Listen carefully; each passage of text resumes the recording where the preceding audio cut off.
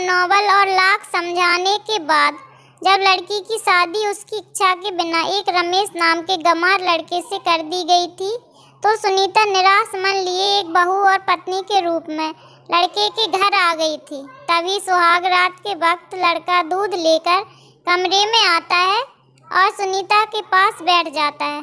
तभी उसकी पत्नी आंख नीचे किए गुस्से से पति से कहती है, क्या तुम मुझे अकेला छोड़ सकते हो? सुनीता की ये बात सुनकर रमेश बहुत उदास होता है और कुछ देर बाद रमेश मुस्कुराकर बोलता है, अच्छा ठीक है, तुम आराम करो, मैं तो तुम्हारे लिए दूध लेकर आया था। इतना कहकर रमेश कमरे से बाहर चला जाता है। इधर सुनीता अचरज मन से मन मार कर रह गई थी कि इसने झगड़ा क्यों नहीं किया, क्योंकि वो चाहती थी कि झगड़ा हो और कलेश हो ताकि वो उस गंवार से तलाक ले सके। समय बीतता गया। सुनीता को ससुराल में रहते 5 दिन बीत गए। सुनीता अपना हर समय अपने कमरे में ही रहती, किसी से बात नहीं करती। रूम का दरवाज़ा बंद करके वो बस मोबाइल में सारा दिन अपने बॉयफ्रेंड से बात किया करती थी। बॉयफ्रेंड उधर से सुनीता को दिमाग देता रहता ताकि वो ससुराल में खूब कलेश करे और अपने पति से तलाक ले ले, और उधर लड़के की माँ बिना शिकायत करे दिन भर घर का सारा काम करती थी। बस सबके लिए खाना माँ खुद ही बनाती थी, फिर भी माँ के चेहरे पर मुस्कान ही रहती थी। रमेश एक छोटी सी कंपनी में काम करता था। रमेश दिल का सच्चा, ईमानदार, मेहनती और एक अच्छा इंसान था। रोज सुबह अपने काम पर जाता और शाम को थका हारा घर लौटता। इस बीच उसकी पत्नी सुनीता उसे एक गिलास पानी तक नहीं पूछती थी। अब तक रमेश और सुनीता की शादी को लगभग 1 महीना हो गया था, मगर वो दोनों अब तक एक साथ कभी नहीं सोए थे। रमेश बहुत शांत स्वभाव का था, इसलिए वो सुनीता को कुछ नहीं कहता था। रमेश सुनीता की तमाम हरकतों को नज़रअंदाज करके उसे खुद खाना परोस देता था। सुनीता और रमेश और साथ बैठकर कभी खाना नहीं खाती थी। सुनीता अपना खाना अपने कमरे में अलग बैठकर खाती थी। सुनीता के पास ससुराल में एक स्कूटी भी थी जो कि उसके पिता ने उसको दी थी। रमेश अब जैसे ही ऑफिस चला जाता, इधर सुनीता अपने रमेश के जाने के बाद स्कूटी लेकर अपने बॉयफ्रेंड के पास चली जाती मिलने के लिए। रमेश के आने से पहले ही वो अपने ससुराल वापस आ जाती थी। एक दिन रमेश के ऑफिस की छुट्टी थी और वह घर पर ही था। इस बात का फ़ायदा उठाकर सुनीता ने घर में कलेश करने की सोची और माँ के द्वारा बनाए गए खाने की बुराई करती हुई माँ को उल्टा सीधा बोला। ये सब देख रमेश को बहुत गुस्सा आता है और वह गुस्से में आकर रमेश सुनीता पर हाथ उठा देता है। यह सब देख रमेश की माँ उल्टा रमेश को ही चिल्लाने और डांटने लगती है। इधर सुनीता को तो बस एक झगड़े का ही बहाना चाहिए था, जो कि अब उसे मिल गया था।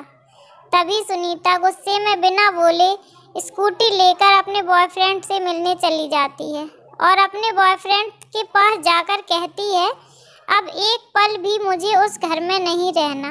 मैं अब उन लोगों के बीच नहीं रहना चाहती। मेरा दम घुटता है वहाँ। और आज तो उस गंवार ने मुझ पर हाथ उठाकर अच्छा नहीं किया। तभी उसका बॉयफ्रेंड सुनीता के इन हालातों का फ़ायदा उठाकर अपनी चालाक बुद्धि से बोलता है कि मैं तो तुम्हें कब से कह रहा हूँ कि तुम भाग चलो मेरे साथ कहीं दूर, मगर तुम हो कि आजकल में ही लगी रहती हो। तब सुनीता कहती है कि शादी के दिन मैं तुम्हारे पास ही तो आई थी, तब तुमने ही तो यह कहकर वापस लौटा दिया था कि खाली हाथ हम दोनों कहाँ तक भागेंगे। लड़का बोला, हाँ तो क्या कहता मैंने तुमसे कहा था कि कुछ पैसे और गहने साथ लेकर आना, और तुम हो कि खाली हाथ मेरे पास आ गई थी। आखिर दूर एक नई जगह पर जाकर नई शुरुआत करने के लिए पैसा तो चाहिए होगा ना। और हाँ, जब भी तुम्हारे पास आता हूँ और तुम्हें चुनना चाहता हूँ, प्यार करना चाहता हूँ, तभी तुम्हारे नखरे शुरू हो जाते हैं। बस यही कहती रहती हो, ये सब प्यार शादी के बाद ही होगा। तभी लड़की गुस्सा होकर कहती है, हाँ शादी के बाद ही होना चाहिए ये सब, और मैं तुम्हारी ही तो हूँ। मैं आज भी एक कुंवारी लड़की हूँ, क्योंकि शादी करके भी मैं आज तक उस गुमार के साथ कभी नहीं सोई हूँ, क्योंकि मैंने तुमसे ही सच्चा प्यार किया है। और अब मैं चाहती हूँ कि अब तुम मेरे साथ शादी करके मुझे हमेशा के लिए अपना बना लो और फिर उसके बाद अपनी मर्जी जितना मन करे उतना प्यार करना, मैं नहीं रोकूंगी। यह सुनकर सुनीता का बॉयफ्रेंड बोलता है, तो ठीक है, मैं ज़रूर शादी करूँगा, मगर तुम कम से कम 5 लाख रुपयों तक शाम तक किसी तरह इंतज़ाम कर लो। मैं तुम्हें एक होटल का पता दे रहा हूँ, तुम रात तक 10 बजे तक उस होटल पर पहुँच जाना। ये सुनीता बोलती है, उस गंवार के पास कहाँ होगा इतना पैसा, बल्कि मेरे पापा ने ही उसे दहेज के रूप में 3 लाख रुपए और कुछ गहने दिए थे। गहने तो मेरे पास ही हैं, मगर सारे पैसे उस गंवार ने अलमारी में लॉक करके रखे हैं। मगर मैं आज जैसे तैसे उस अलमारी की चाबी खोज कर उसमें से पैसे निकाल कर हमेशा के लिए तुम्हारे पास आ जाऊंगी। इतना कहकर वह लड़की ससुराल लौट जाती है।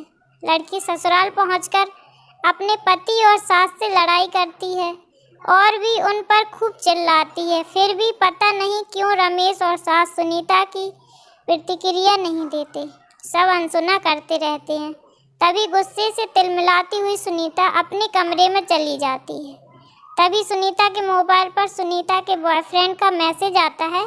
मैसेज में लिखा था कि कब आ रही हो पैसे लेकर, कितना वक्त लगेगा। सुनीता मैसेज का रिप्लाई करते हुए लिखती है, सब्र करो, मैं वक्त पर आ जाऊंगी। इतना लिखकर मैसेज सेंड कर देती है। इतने में रमेश सुनीता के रूम का दरवाज़ा खटखटाते हुए बोलता है, चलो खाना खा लो। सुनीता बोलती है, मैं खाना तभी खाऊंगी जब मुझे इस अलमारी की चाबी दोगे।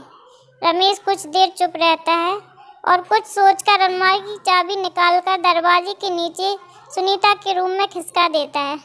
चाबी देख सुनीता बहुत खुश होती है।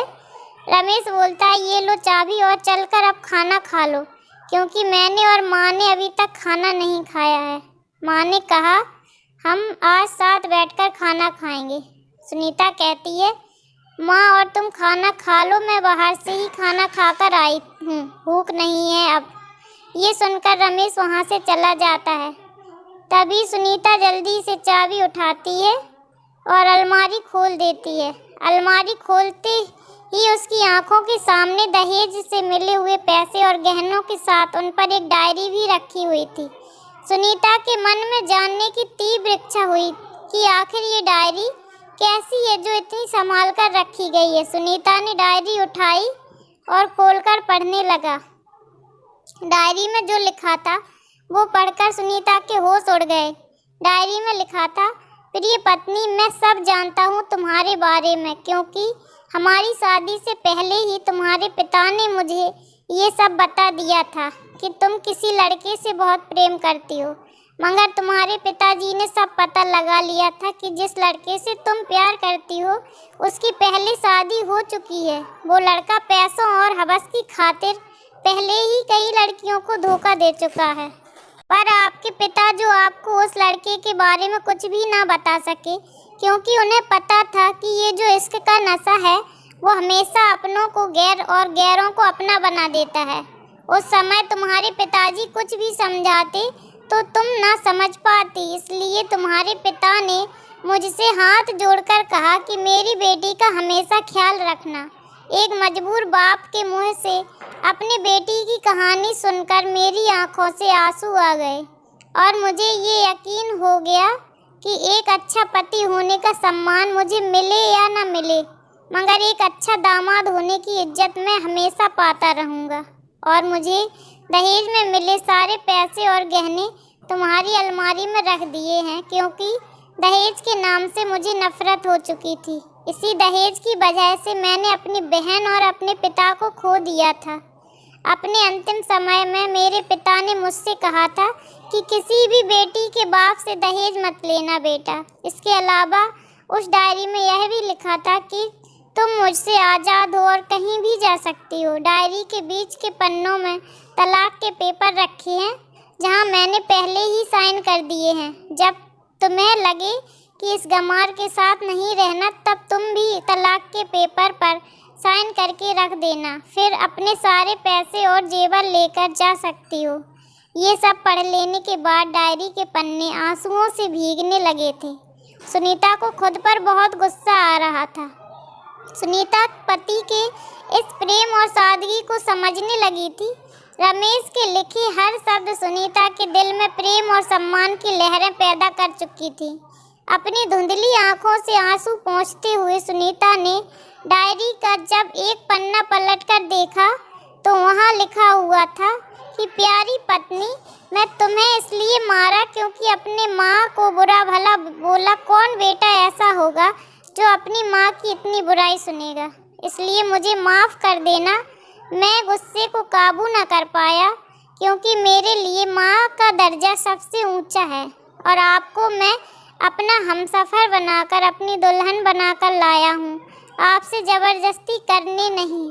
अब फैसला तुम्हारे हाथों में है, दिल से सोच कर फैसला करना। इतना पढ़ने के बाद सुनीता के हाथ से डायरी छूट जाती है। सुनीता फूट फूट कर रोने लगती है, मानो पश्चाताप से सारे आंसुओं को निकल रही हो। इतनी सुनीता के मोबाइल पर फिर से बॉयफ्रेंड की कॉल आती है।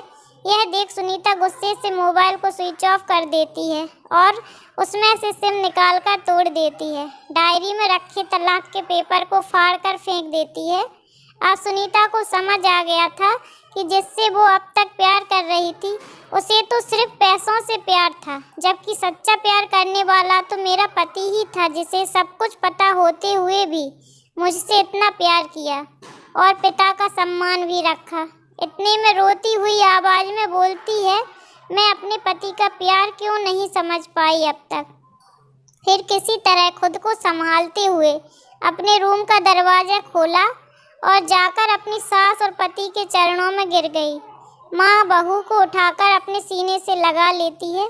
पति खड़ा देख रहा था और उसकी आंखों में आंसू भर आए थे। दोस्तों, अपने अतीत से सीख लेकर वर्तमान को सुंदर बनाओ और समझदारी से जियो। तो दोस्तों, आपको कहानी अच्छी लगी हो तो वीडियो को लाइक, कमेंट और शेयर ज़रूर करें। चैनल पर नए हो तो चैनल को सब्सक्राइब करके बेल आइकन को प्रेस